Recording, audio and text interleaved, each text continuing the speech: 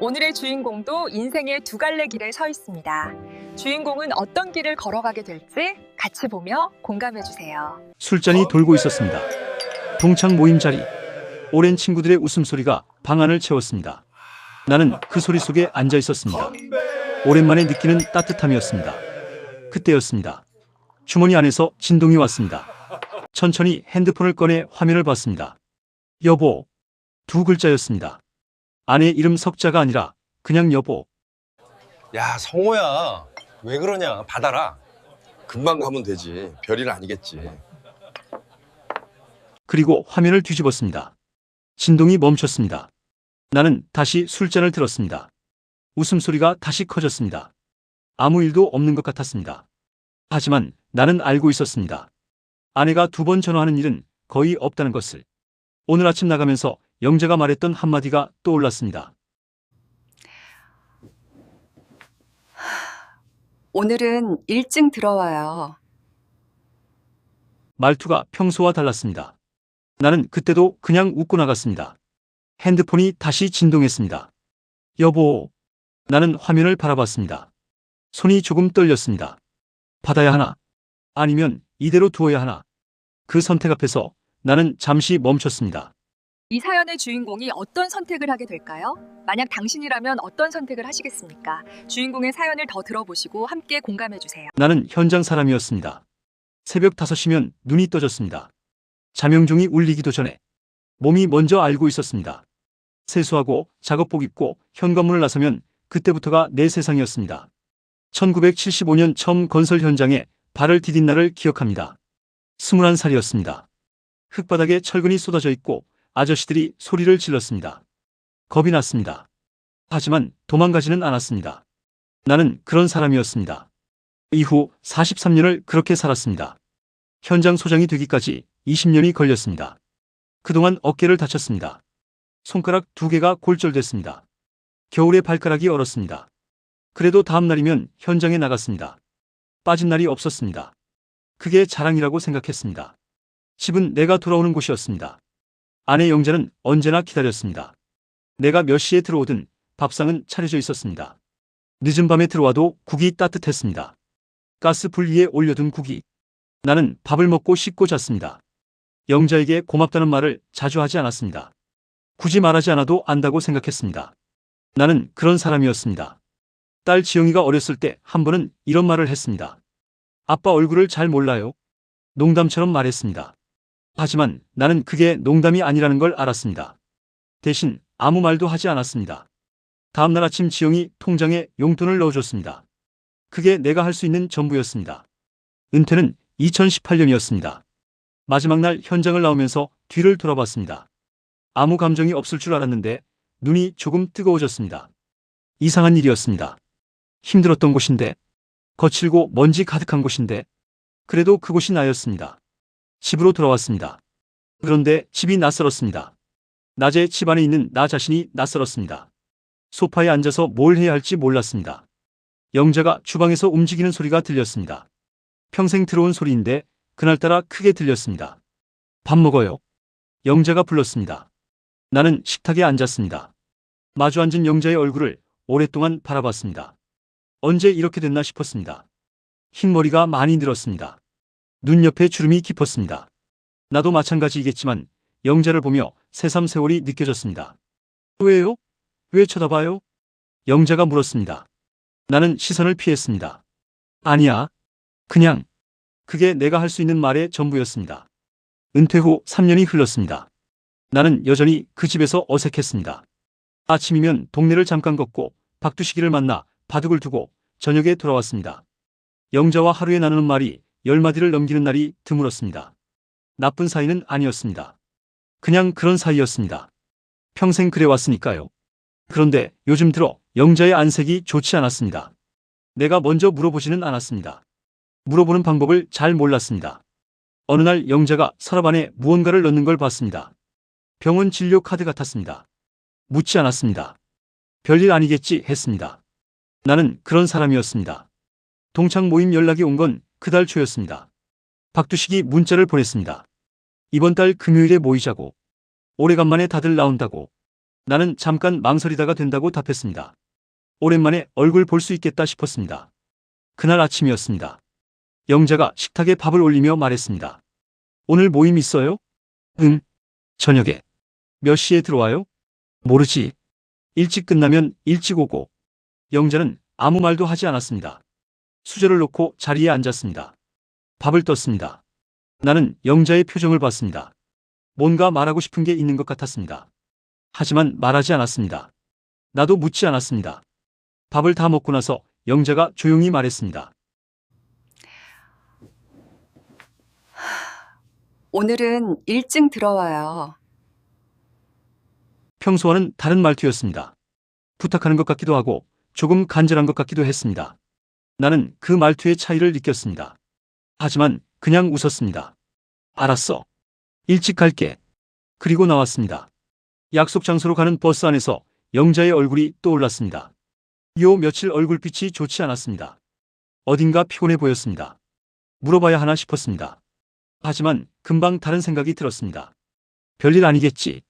원래 그런 사람이 아니잖아. 오랜 친구들을 만났습니다. 반가웠습니다. 빈자리가 몇 개 있었습니다. 세상을 뜬 친구, 아파서 못 온 친구. 살면서 그런 일이 하나둘 생겼습니다. 그래도 자리에 모인 사람들은 웃었습니다. 예전 이야기를 꺼냈습니다. 술잔이 돌았습니다. 박두식이 내 옆에 앉았습니다. 성우야, 마누라는 잘 있어? 응, 잘 있지. 요즘 둘이 어때? 은퇴하고 나면 둘이 있는 시간이 많아지잖아. 나는 잠깐 생각했습니다. 어떻다고 해야 하나? 나쁘지 않다. 그냥 그렇다? 뭐라 딱히 말하기가 어려웠습니다. 그냥 그렇지 뭐. 별일 없어. 두식이가 피식 웃었습니다. 야, 별일 없는 게 별일인 거야. 나는 마누라한테 잘해줬다고 생각했는데 나중에 들어보니까 내가 없어도 그만이었대. 그 말 듣고 얼마나 허탈했는지 몰라. 나는 술을 한 모금 마셨습니다. 두식이 말이 이상하게 귓속에 걸렸습니다. 없어도 그만이었대. 나는 그 말을 마음속에서 한 번 더 굴렸습니다.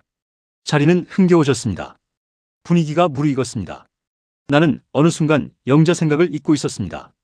그때 핸드폰이 울렸습니다. 여보. 나는 핸드폰을 꺼내 화면을 봤습니다. 영자였습니다. 시간을 보니 저녁 8시가 넘어 있었습니다. 모임이 시작된 지 2시간이 지나 있었습니다. 야, 성호야. 왜 그러냐? 받아라. 금방 가면 되지. 별일 아니겠지. 나는 화면을 봤습니다. 진동이 계속됐습니다. 받아야 하나? 지금 받으면 자리 분위기가 깨질 수 있었습니다. 뭐가 불편한지 물어오면 뭐라 답해야 하나? 잠깐 나갔다 오면 되는 거 아닌가? 금방 끊고 다시 들어오면 되지. 진동이 멈췄습니다. 나는 핸드폰을 다시 주머니에 넣었습니다. 술잔을 들었습니다. 주변은 여전히 시끄러웠습니다. 그런데 이상하게 마음이 편하지 않았습니다. 저 사람이 왜 전화했을까? 아침에 일찍 들어오라고 했는데 그 말투가 자꾸 떠올랐습니다. 부탁하는 것 같기도 하고 조금 간절한 것 같기도 하다고 느꼈던 그 말투가. 핸드폰이 다시 울렸습니다. 여보. 나는 그 화면을 바라봤습니다. 손이 조금 떨렸습니다. 핸드폰이 손 안에 있었습니다. 여보라는 두 글자가 화면에 떠 있었습니다. 나는 그것을 보고 있었습니다. 주변에서는 웃음소리가 오갔습니다. 누군가가 노래를 흥얼거렸습니다. 술병이 기울었습니다. 나만 멈춰 있었습니다. 영자가 아침에 했던 말이 머릿속에서 반복됐습니다. 오늘은 일찍 들어와요. 그 말투.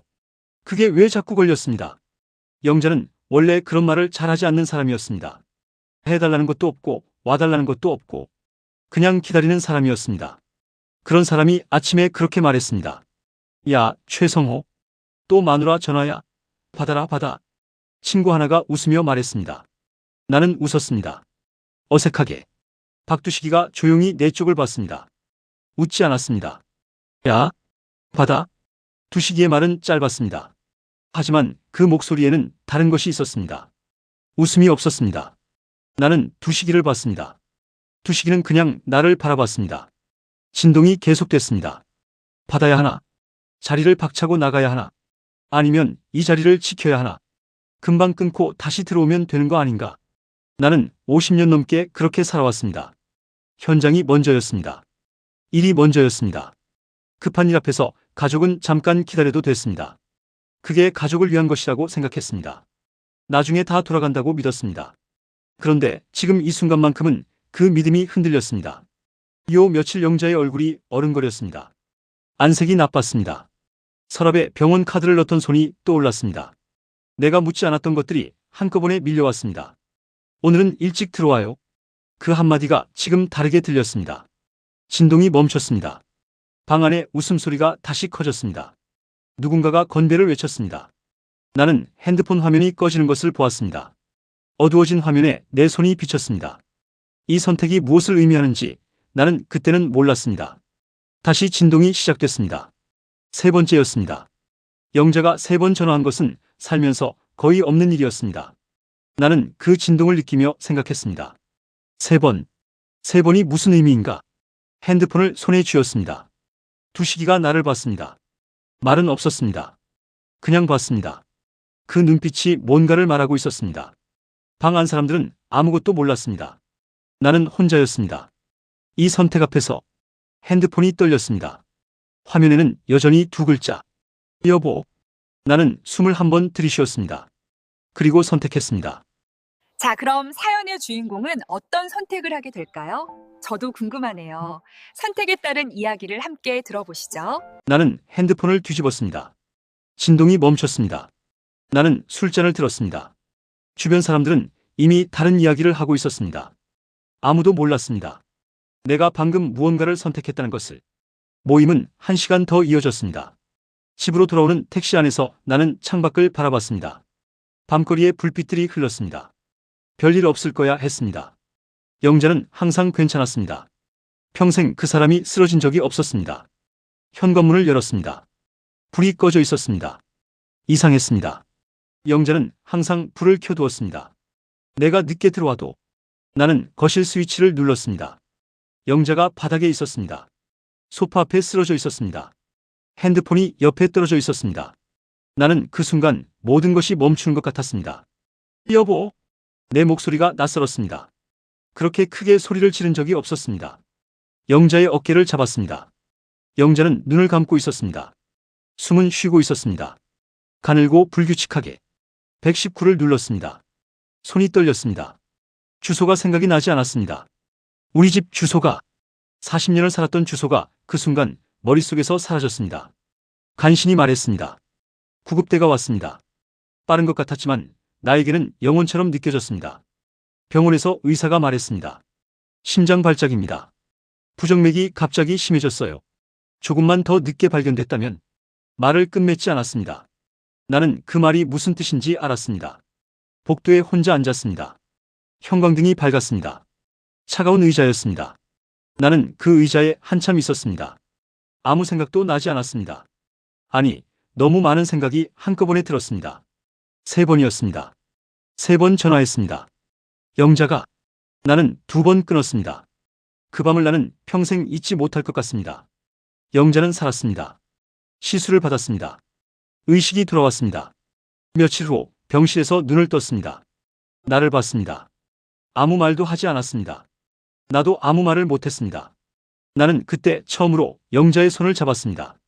평생을 같이 살았는데 그 작고 거친 손을 그때 처음 제대로 잡았습니다. 영자는 천장을 보고 있었습니다.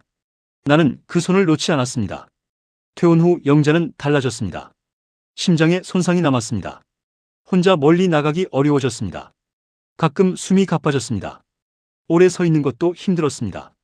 나는 곁에 있게 됐습니다. 억지로가 아니었습니다. 자연스럽게. 처음에는 어색했습니다. 영자 곁에 그냥 있는 것이. 아무것도 안 하고 그냥 있는 것이. 나는 평생 뭔가를 해야 하는 사람이었습니다. 가만히 앉아있는 법을 몰랐습니다. 그런데 영자가 옆에 있으면 그냥 앉아있을 수 있었습니다. 딸 지영이가 병원에서 나를 봤을 때 울었습니다. 아빠, 왜 그랬어요? 나는 대답하지 못했습니다. 지영이의 눈물이 무슨 말인지는 알았습니다. 오래된 말이었습니다. 내가 그동안 듣지 못했던. 지금은 매일 아침 영자와 마주 앉아 밥을 먹습니다. 말이 없어도 괜찮습니다. 이제는 그게 편합니다. 다만 가끔 생각합니다. 그날 전화를 받았다면, 그날 자리를 먼저 일어났다면 영자의 심장이 그렇게 되지 않아도 됐을까? 그 생각은 아직 가시지 않았습니다. 아마 오래도록 가시지 않을 것 같습니다.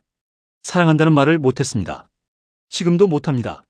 하지만 곁에 있습니다. 그것만큼은 늦었지만 지금도 늦지는 않았다고 나 자신에게 말합니다. 매일 아침 네, 잘 보았습니다. 우리 사연의 주인공이 만약 그때 다른 선택을 했더라면 어땠을까요? 우리 함께 상상해 볼까요? 핸드폰이 손 안에서 울렸습니다. 세 번째 전화였습니다. 나는 그 화면을 바라봤습니다. 방 안의 웃음소리가 멀어졌습니다. 두식이가 말했습니다.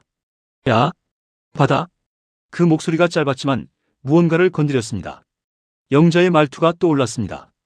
오늘은 일찍 들어와요. 간절한 것 같기도 하다고 느꼈던 그 목소리. 서랍 안에 넣던 병원 카드. 내가 묻지 않았던 것들. 나는 화면을 눌렀습니다. 여보, 나야. 좀 이상해서. 목소리가 작았습니다. 평소 영자의 목소리가 아니었습니다. 나는 즉시 일어났습니다. 야, 나 먼저 간다. 두식이가 나를 봤습니다. 말은 하지 않았습니다. 고개를 끄덕였습니다. 택시를 잡았습니다. 기사에게 주소를 말하면서 손이 조금 떨렸습니다. 뭐가 이상하다고 했는지, 어떻게 이상하다고 했는지 더 물어볼 걸 하는 생각이 들었지만 이미 차가 출발하고 있었습니다. 현관문을 열었을 때 불이 켜져 있었습니다. 영자가 소파에 기대어 앉아 있었습니다. 얼굴이 창백했습니다. 손이 가슴 위에 얹혀 있었습니다. 나를 보더니 눈이 조금 풀리는 것 같았습니다. 왔어요. 그 두 마디가 전부였습니다. 하지만 그 안에 얼마나 많은 게 담겨 있었는지를 나는 나중에야 알았습니다. 119를 불렀습니다. 영자의 손을 잡고 있었습니다. 차가웠습니다. 나는 손을 꼭 쥐었습니다. 병원에서 의사가 말했습니다. 부정맥입니다. 심장이 불규칙하게 뛰고 있었어요. 다행히 일찍 오셨습니다. 시술하면 됩니다. 완전히 회복 가능해요. 완전히 회복 가능해요. 나는 그 말을 두 번 더 들은 것 같았습니다. 속으로. 병실에서 영자는 시술 후 잠이 들었습니다. 나는 옆 의자에 앉았습니다. 불을 끈 병실에서 영자의 얼굴을 봤습니다. 숨을 쉬고 있었습니다. 고르게. 내가 조금 늦었다면 그 생각을 하자 등이 서늘해졌습니다. 두식이가 말하지 않았다면, 내가 자리를 지켰다면 나는 영자의 손을 다시 잡았습니다. 자는 사람의 손이었습니다. 따뜻해져 있었습니다. 미안해. 나는 말했습니다. 아무도 듣지 않는 병실에서 영자는 자고 있었습니다.